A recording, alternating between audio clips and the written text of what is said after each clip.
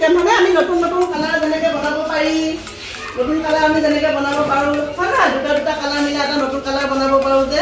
এইটো কি কালাৰ নীলা ৰং কি ৰং হালধীয়া এতিয়া আমি নীলা আৰু হালধীয়া মিলাই দিয়া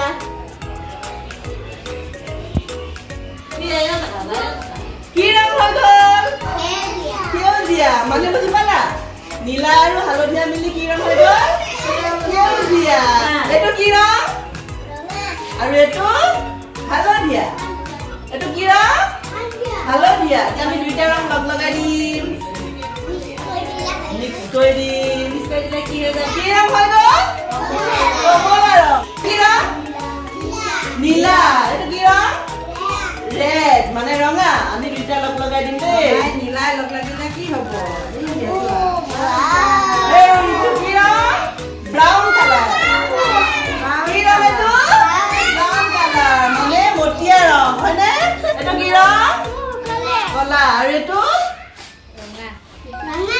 ৰঙা এটা দুইটা লগ লগাই দিম ৰঙা নীলা কি হৈ গ'ল পাছত এইটো হৈছে বেঙুনীয়া কি ৰং হৈ গ'ল বেঙুনীয়া